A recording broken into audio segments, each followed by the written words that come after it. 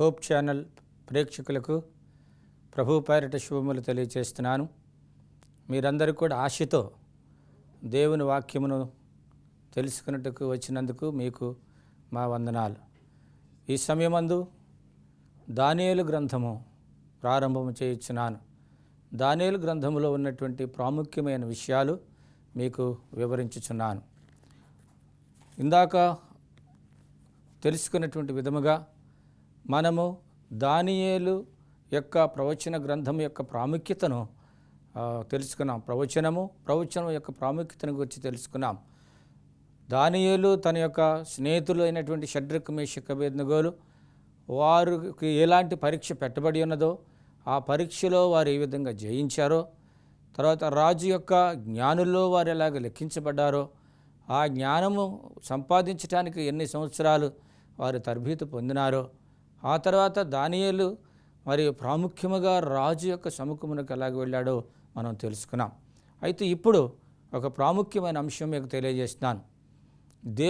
దేవుని యొక్క సవాలు మరియు బబులోనీయుల యొక్క అపజయమును గురించి కొద్ది నిమిషాలు మనము ధ్యానం చేద్దాం. మీరు బైబిల్ చూసినట్లయితే దానియేలు 2వ అధ్యాయము 1వ వచనంలో ప్రాముఖ్యమైన మాట ఉన్నది. అదేమిటంటే, నెబుకద్నెజరు పాలించేటువంటి 2వ సంవత్సరంలో ఆయన ఒక కలను కనియున్నాడని 1వ వచనములో రాయబడి ఉన్నది. 2వ అధ్యాయము 1వ వచనం. ఈ 1వ వచనం ప్రకారం చూసినట్లయితే రాజుకు వచ్చినటువంటి కళ బ్రహ్మాండమైన కళ, కానీ ఆయన మరిచినాడని తెలియవచ్చింది. అయితే ఈ కళ యొక్క భావము తన రాజ్యంలో ఉన్నటువంటి జ్ఞానులందరూ కూడా అందరినీ పిలిపించి ఆ కళను తెలుసుకోవాలని ఆశపడ్డాడు నెబుకద్నెజరు. ఒకవేళ ఆయన కళ పూర్తిగా మర్చిపోయి ఉన్నాడో, లేక సగం మర్చిపోయి సగం జ్ఞాపకం ఉన్నదో అనే విషయాన్ని మనం ఆలోచించినప్పుడు నిజముగా చూస్తే సగము జ్ఞాపకము ఆయనకు ఉన్నదని చెప్పేసి తలంచటం అవుతుంది కొందరి ద్వారా. నిజముగా చెప్పాలనంటే నెబుకద్నెజరు తన కళను మర్చిపోయాడని చెప్పవచ్చు. అందువలన దాని విషయంలో చాలా కలత చెందాడు.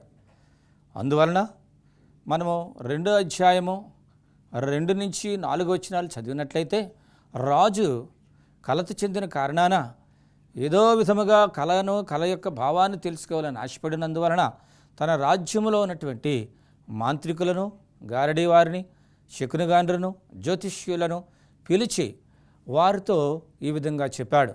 నేను ఒక కలగంటిని ఆ కళ యొక్క భావమును చెప్పిన వారికి నా రాజ్యంలో ప్రధానమైన స్థానముని ఇస్తానని ఆయన ప్రకటించడం జరిగింది.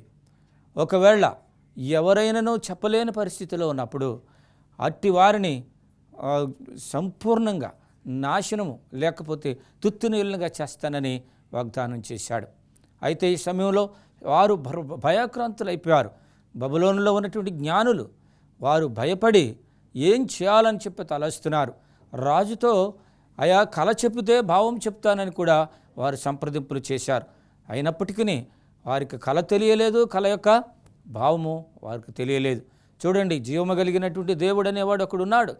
ఆ దేవుడు ఏ విధముగా తాను బయలుపరుచుకోవడానికి మరి ఎలాంటి ప్రణాళికలు వేస్తాడో మనం ఊహించలేము. అయితే ఇక్కడ చూడండి, వారిని రాజు చూస్తే చాలా భయక్రాంతులుగా చేశాడు. మరొక విషయము, వారిని బ్రతకనివ్వనని కూడా చెప్పేశాడు. అయితే వీరందరూ ఏం చేయాలని చెప్పేసి ఆలోచిస్తున్నారు. రాజు అయితే ఆజ్ఞ ఇచ్చేశాడు.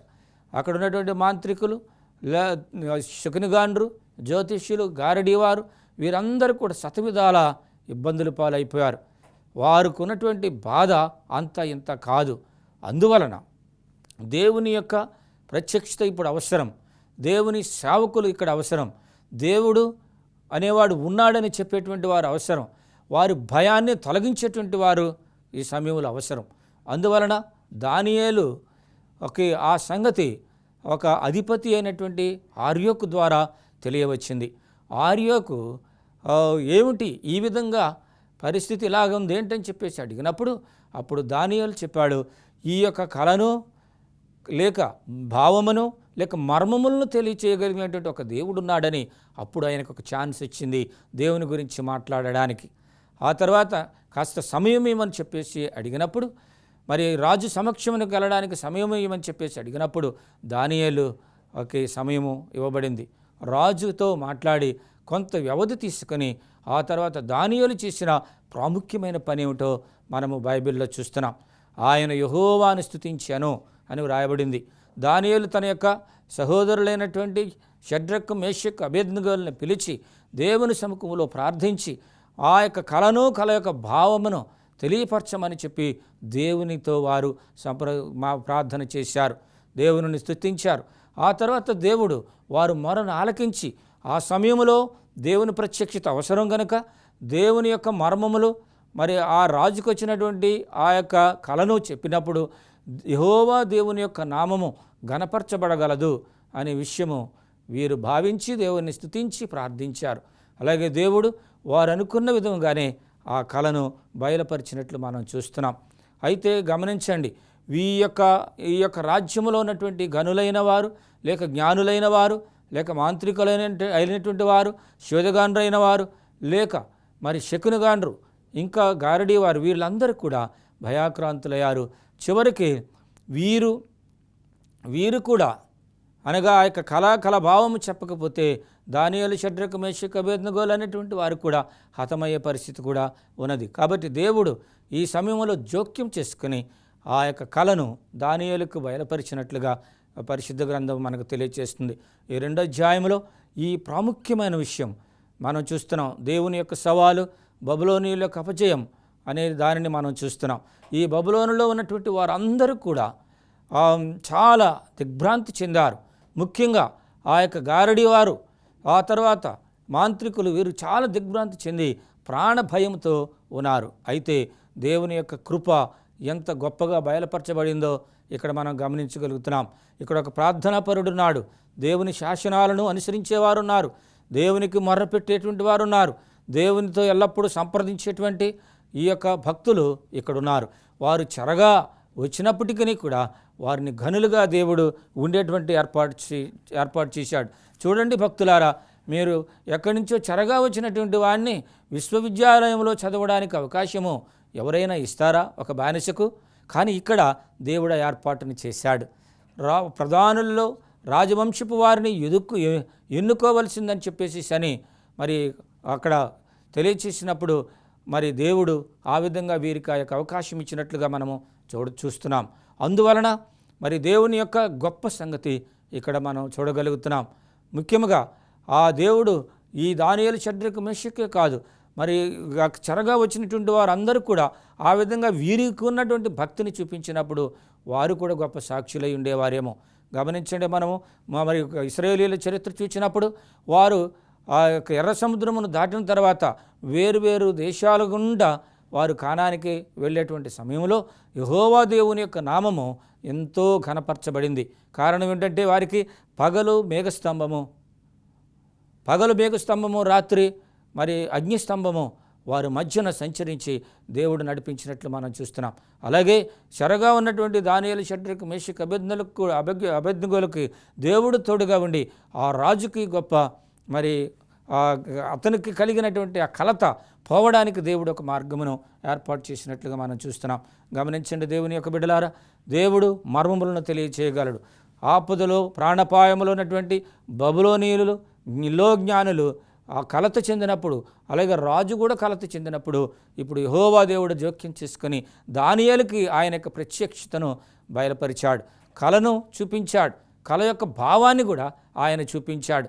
సో ఆ విధంగా చెప్పిన తర్వాత వారికి చాలా సంతోషము కలిగింది.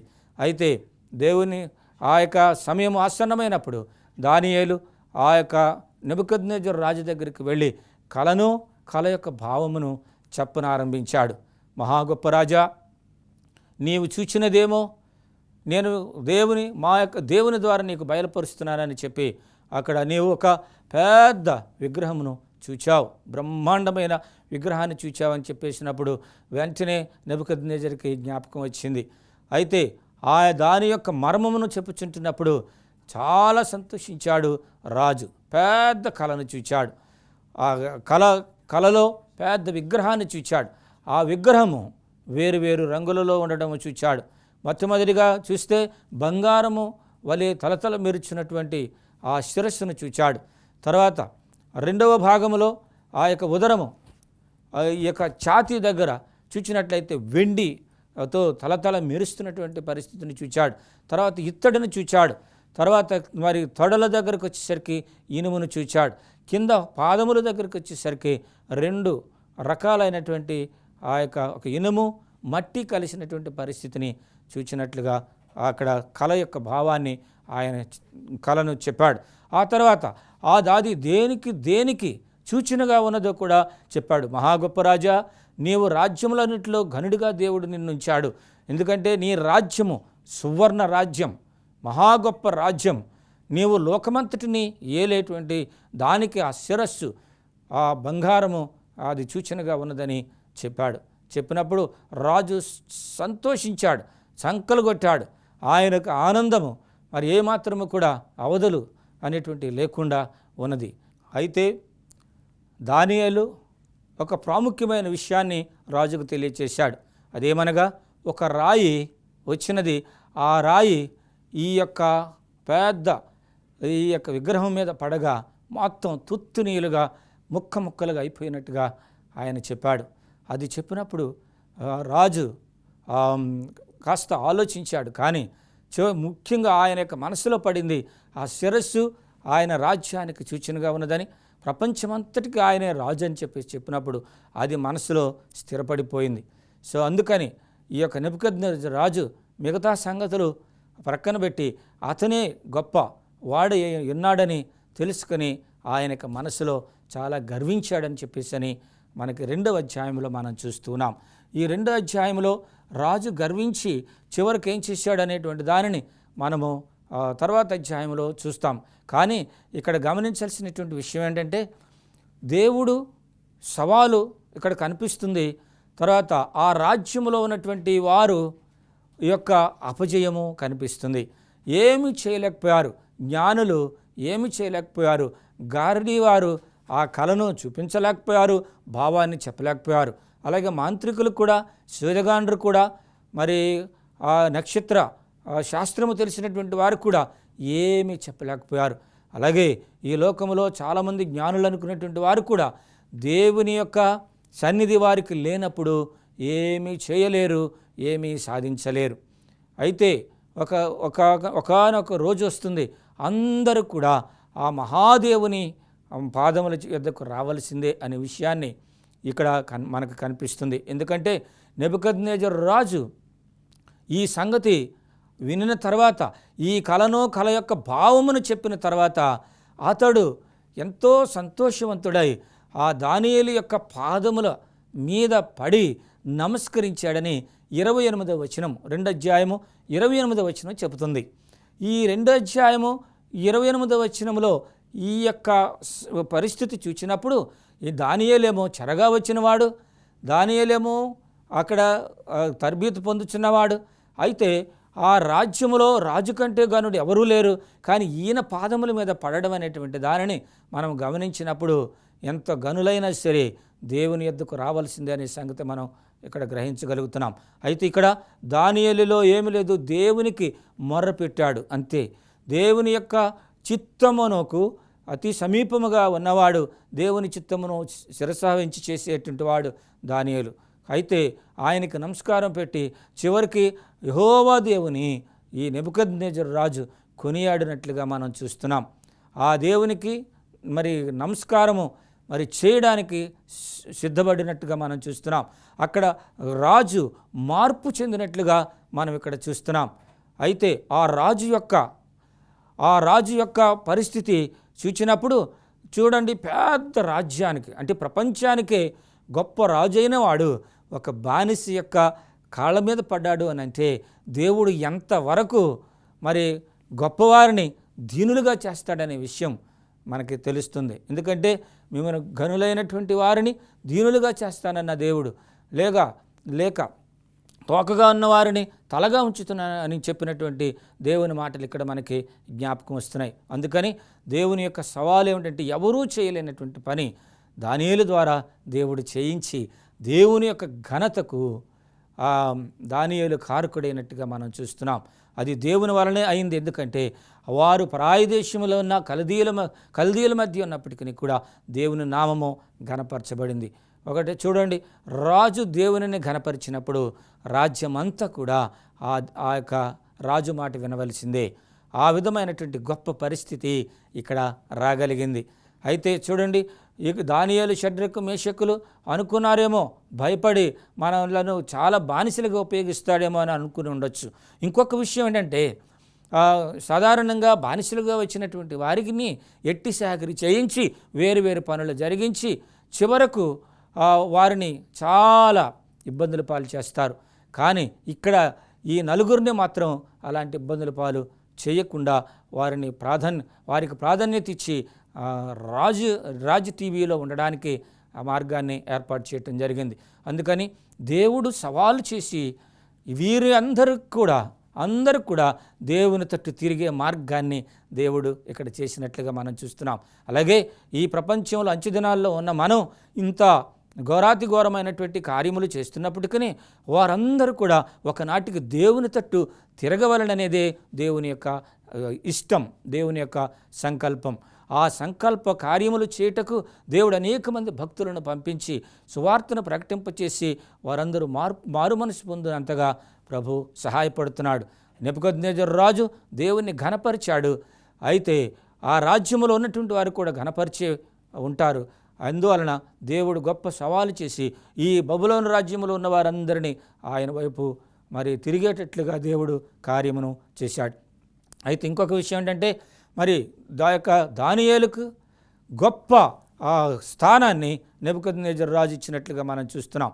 గొప్ప ప్రధానమంత్రిగా ఉండేటువంటి పరిస్థితి అక్కడ కలిగింది. అయితే దానియేలు ఆ విధంగా ఘనపరచబడిన తర్వాత, కొన్ని బహుమతులు పొందిన తర్వాత, చివరికి హోదాను కూడా సంపాదించిన తర్వాత రాజుతో దానియేలు మాట్లాడి షడ్రకు, మేషకు, అబేద్నెగోలు వారికి కూడా ఒక మంచి స్థానం ఇవ్వమని చెప్పేసి అడిగినప్పుడు వారు దేశములో న్యాయకర్తలుగా ఉండేటువంటి ఆ యొక్క చోటు నెబుకద్నెజరు ఇచ్చినట్లుగా మనం చూస్తున్నామండి. చూడండి, దేవుని ప్రజలు ఎక్కడున్నా ఓడిపోరు, దేవుని ప్రజలు ఎక్కడున్నా తలదించుకునే పరిస్థితి రాదు. ఎందువలనంటే దేవుని ప్రజలు దేవునితో ఉన్నప్పుడు, ఆయన ఆజ్ఞలను గైకొన్నప్పుడు, ఆయన శాసనాలకు శిరసావించినప్పుడు, ఆ దేవునితోనే నిత్యము గడుపుచుంటున్నప్పుడు వారెవరికి భయపడనవసరం లేదు. ఎందుకంటే వారు దేవుని ప్రతినిధులై ఉన్నారు, దేవుని ప్రజలై ఉన్నారు, దేవునికి స్వకీయ సంపాద్యమై ఉన్నారు.